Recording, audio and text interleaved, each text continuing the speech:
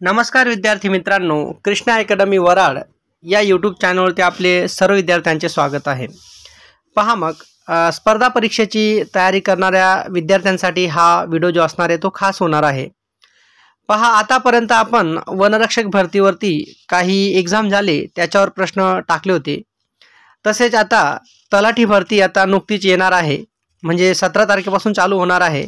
ज्यांनी तलाठी भरतीचा फॉर्म भरलेला आहे त्यांच्यासाठी विशेष म्हणजे हा व्हिडिओ असणार आहे।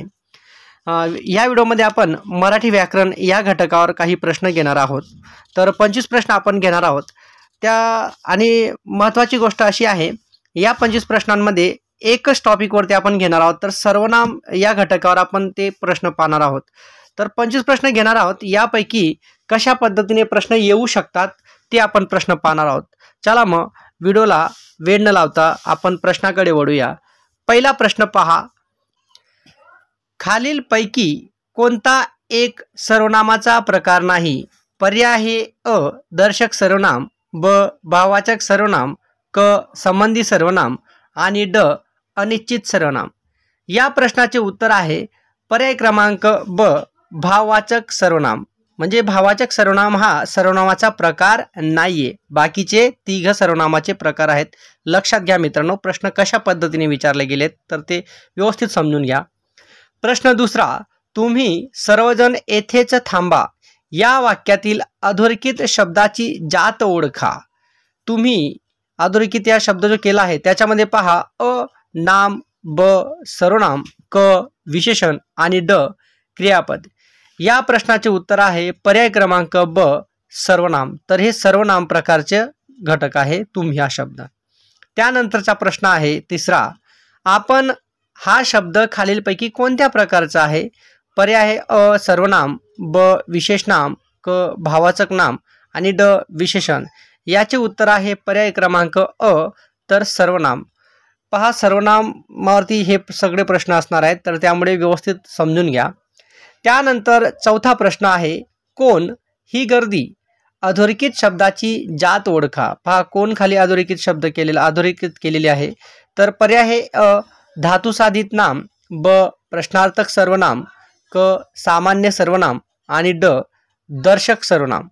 या प्रश्नाचे उत्तर आहे पर्याय क्रमांक क सामान्य सर्वनाम। त्यानंतर पाचवा प्रश्न आहे, ज्याने भांडण उकरले तो माघार घेईल अधोरेखित शब्दाची जात ओळखा। पर्याय आहे अ दर्शक सर्वनाम, 2 संबंधी सर्वनाम, क आत्मवाचक सर्वनाम आणि ड पुरुषवाचक सर्वनाम। या प्रश्नाचे उत्तर आहे पर्याय क्रमांक ब संबंधी सर्वनाम। पहा, संबंधी सर्वनाम ओळखायचे असेल तर ज्याने, त्याने किंवा जो, तो असा शब्द आला असेल तर ते संबंधी सर्वनाम असतं। त्यानंतर 6वा प्रश्न आहे, आपण स्वतः 2 शब्द बोला अधोरेखित शब्दाची जात ओळखा। पर्याय आहे अ प्रश्नार्थक सर्वनाम, ब पुरुषवाचक सर्वनाम, क आत्मवाचक सर्वनाम आणि ड दर्शक सर्वनाम।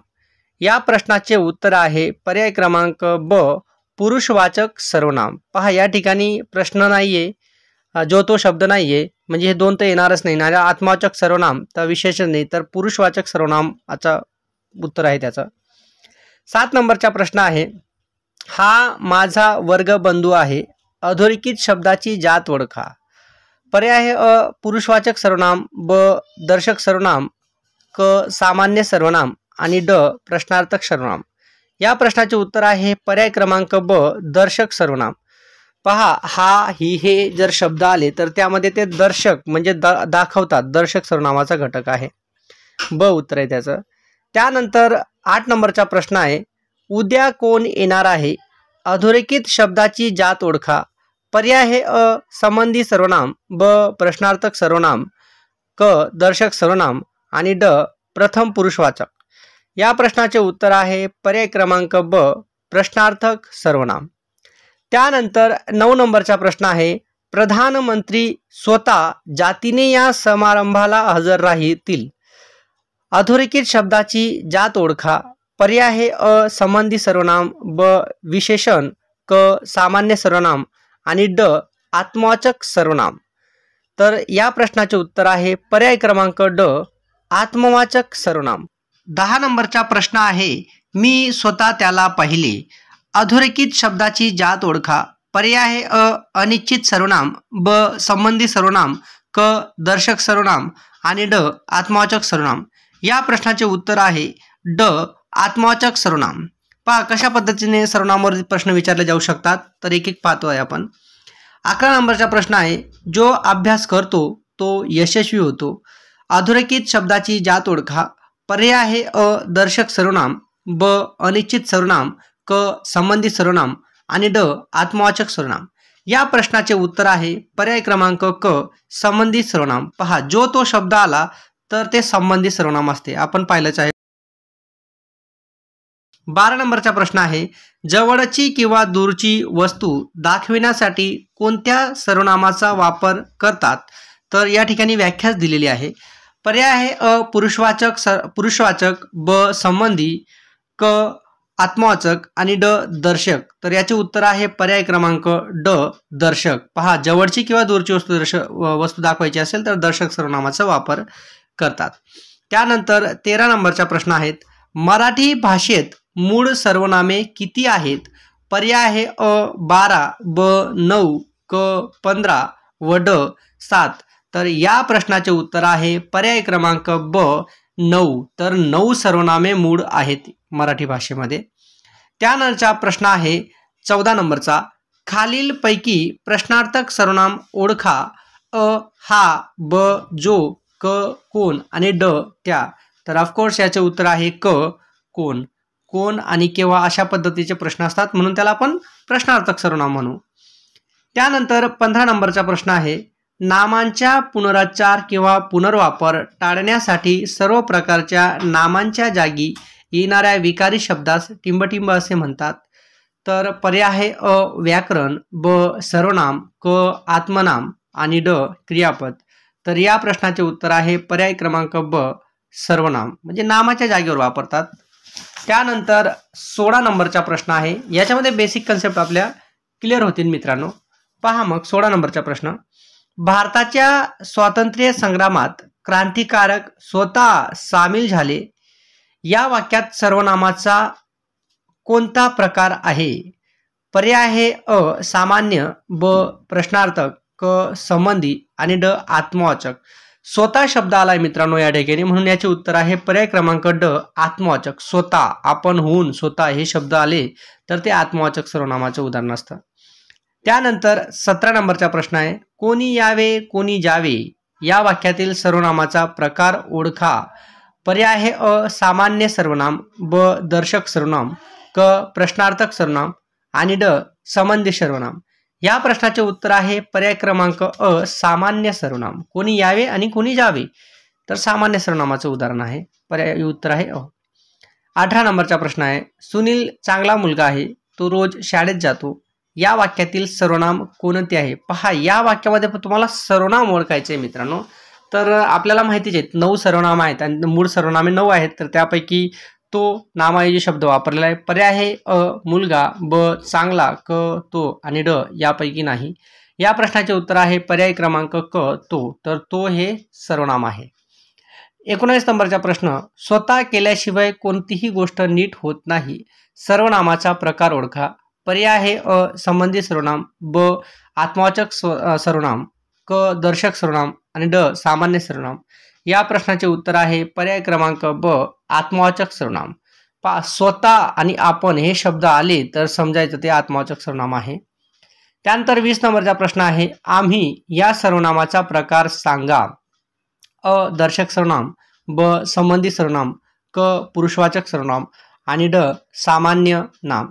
या प्रश्नाचे उत्तर आहे पर्याय क्रमांक क पुरुषवाचक सर्वनाम. आम्ही हा शब्द आलेला आहे तर नीट लक्षात घ्या, पुरुषवाचक सर्वनाम आहे.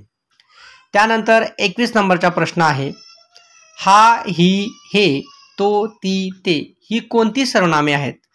पर्याय आहे अ दर्शक, ब संबंधी, क प्रश्नार्थक आणि ड अनिश्चित. या प्रश्नाचे उत्तर आहे पर्याय क्रमांक अ दर्शक. तर आपण वस्तू दर्शवण्यासाठी दाखवतो ना, एखादे घटक दाखवण्यासाठी हा, ही, हे, तो, ती, ते म्हणजे दर्शक सर्वनामाचं उदाहरण आहे. त्यानंतर 22 नंबरचा प्रश्न आहे, तुला काय हवे या वाक्यातील सर्वनाम ओळखा. पर्याय आहे अ काय, ब हवे, क तुला आणि ड यापैकी नाही.